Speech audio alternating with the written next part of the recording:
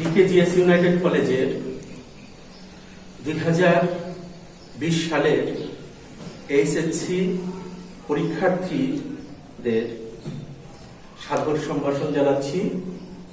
পদার্থবিজ্ঞান প্রথম পত্র ক্লাসের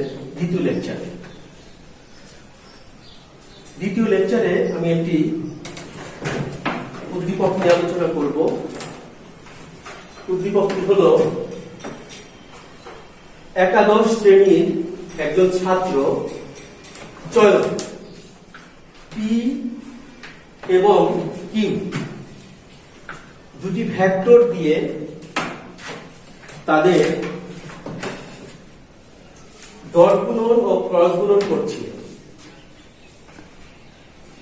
সে দেখল যে ভেক্টর দ্বয়ের মধ্যস্থ কোণে একটি নির্দিষ্ট পরিমাণ পরিবর্তন করলে তাদের ডট গুণন ও ক্রস গুণনের মান সমান হবে।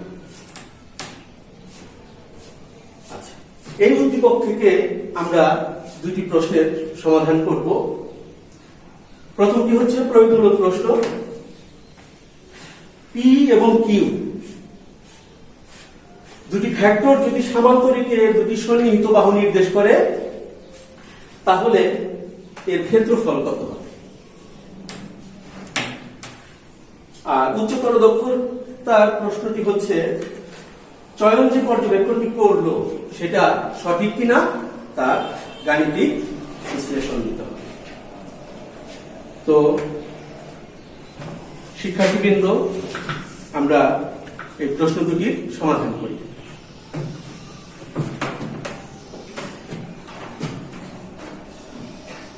এটা মুছে ফেললাম, আমার দরকার যতটুকু ততটুকু রেখে দিলাম।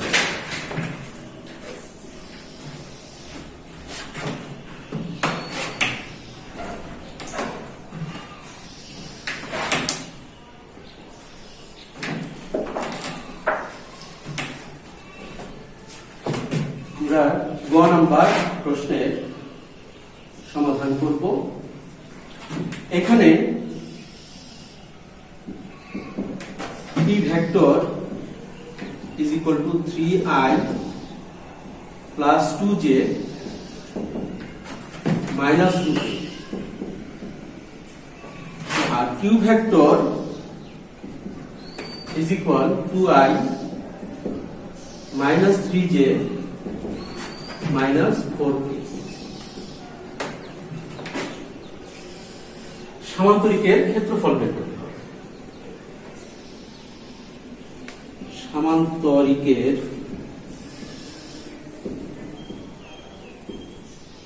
ক্ষেত্রফল P cross Q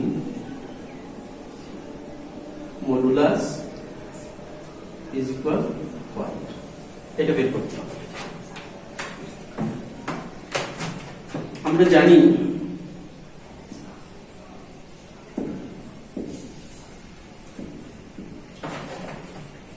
P cross Q is equal নির্ণায়ক I J K। প্রথম ভেক্টরে I সহগ 3, J সহগ 2, K সহগ -2। দ্বিতীয় ভেক্টরে I সহগ 2, J সহগ -3, K এবং K সহগ -4। আমরা সমাধান করি। I কলাম বাদ রো বাদ 2 into 4 প্লাস মাইনাস মাইনাস 4 দুগুণা 8, সূত্রের মাইনাস মাইনাস মাইনাস প্লাস, তার মানে মাইনাসটি হয়ে গেল। 3 দুগুণা 6 মাইনাস জে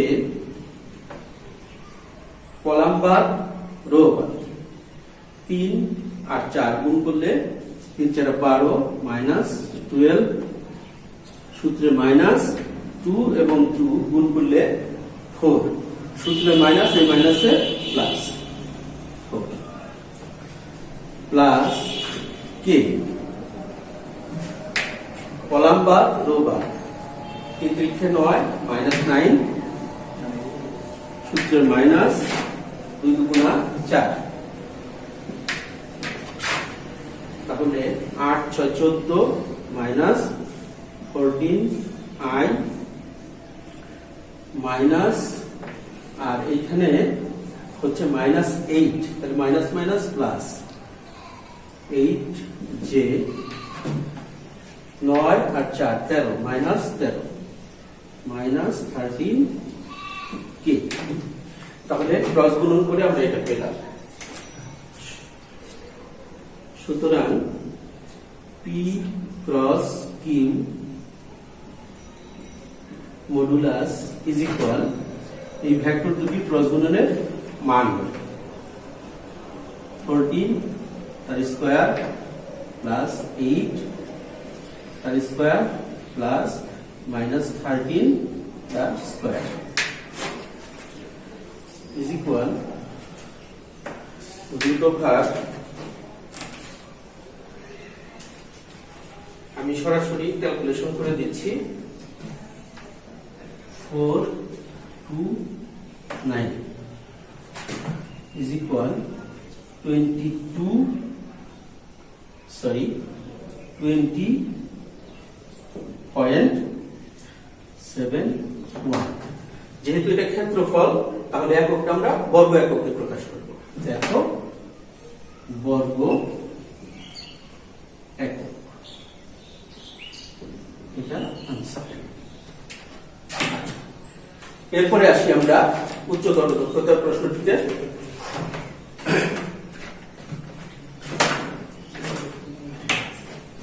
মুছে ফেলি।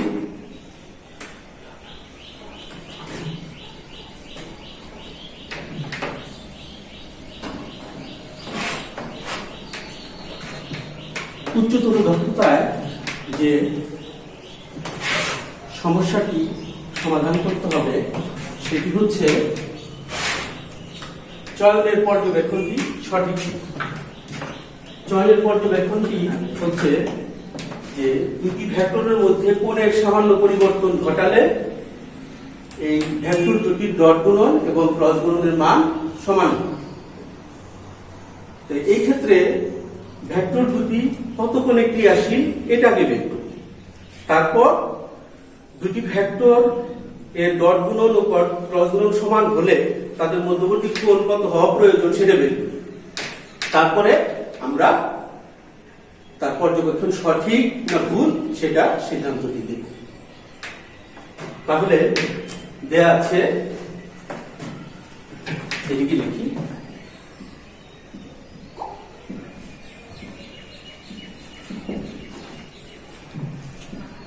p vector is equal 3i plus 2j minus 2k, এবং q vector is equal 2i minus 3j minus 4k। p O q এর মধ্যবর্তী কোণ থিটা ধরি।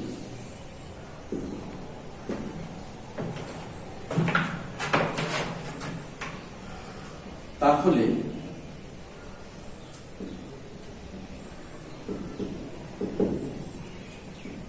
p dot q is equal pq cos theta, বা cos theta is equal p dot q divided by p ভেক্টরের মান এবং q ভেক্টরের মান, বা theta is equal cos inverse, second bracket নিলাম। প্রথমে p ভেক্টরটি লিখি। p ভেক্টর হচ্ছে 3i plus 2j minus 2k dot q ভেক্টরটি হচ্ছে 2i minus 3j মাইনাস 4 কে।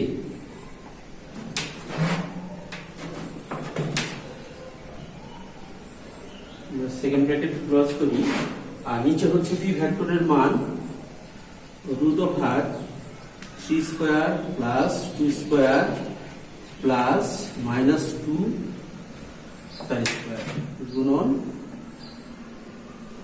Root over 3 square plus minus 3 whole square plus minus 4 whole square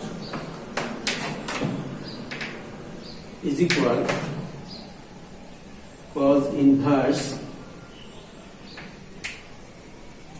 dot গুণন করলে 2 আর 3 গুণ করলে 6 plus minus minus 6 minus minus plus 8 divided by 9 4 4 যোগ করলে হবে 13 4 17 রুট ওভার 17 গুণন রুট ওভার 16 9 এবং 4 যোগ করলে 4 এবং 9 13 আর হচ্ছে 16 13 16 তে 29। আমরা সরাসরি যদি ক্যালকুলেশন করি তাহলে এটার যে মান পাবো সেটি হচ্ছে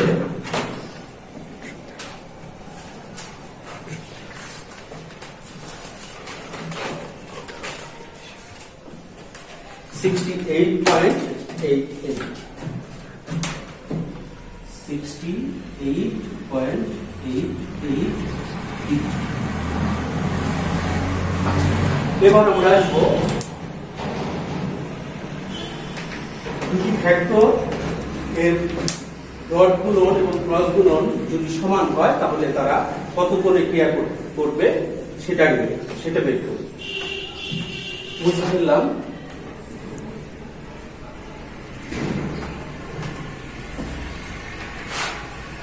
এই মানটা দরকার, সেটা থাক এখানে। আবার ধরি পি ও কিউ ভেক্টর দ্বয়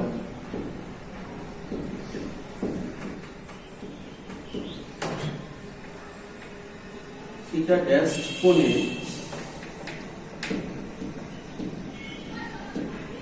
ক্রিয়া করলে এদের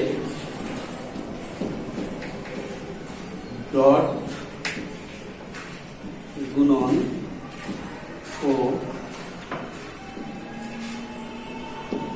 ক্রস গুণনের মান সমান হবে। অর্থাৎ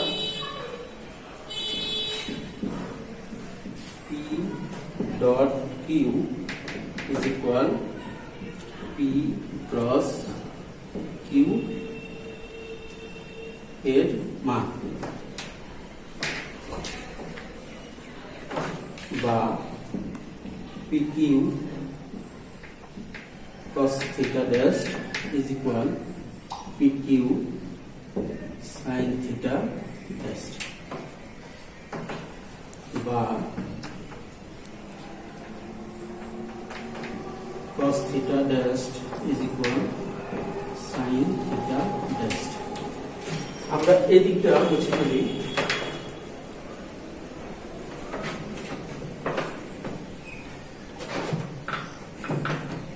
বা উভয় পক্ষকে যদি আমরা cos theta dash দিয়ে ভাগ করি তাহলে 1 is equal to sin theta dash divided by cos theta dash, এটা tan theta dash হবে is equal to 1। সুতরাং theta dash is equal to tan inverse 1 is equal 45 degree. তাহলে প্রাথমিক অবস্থায় দুটি ভেক্টর 68.88 ডিগ্রি করে ক্রিয়াশীল ছিল, আর এই দুটো ভেক্টরের ডট গুণন ও ক্রস গুণন শূন্য সমান হওয়ার জন্য তাদের অন্তর্ভুক্ত কোণ হতে হবে 45 ডিগ্রি। তাহলে কোণের পরিবর্তন অবশ্যই করতে হবে।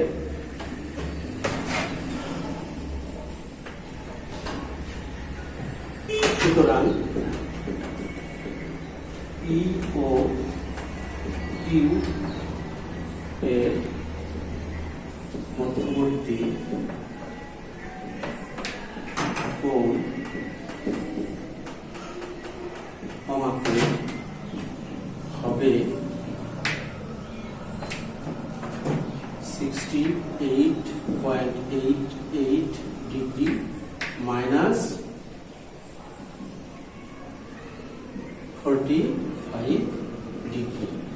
আমরা যদি বিয়োগ করি তাহলে দেখা যাবে 23.88।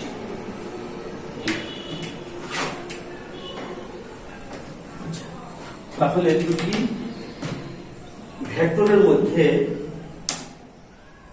যদি এদের অন্তর্ভুক্ত কোণের মান 23.88 ডিগ্রি হ্রাস করা হয় তাহলে ভেক্টর দুটির ডট গুণন ও ক্রস গুণন সমান হবে। তাহলে আমরা সিদ্ধান্তে আসতে পারি চয়নের পর্যবেক্ষণটি সঠিক, অর্থাৎ অতএব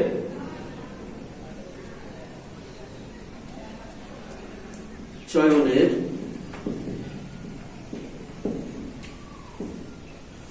পর্যবেক্ষণটি সঠিক।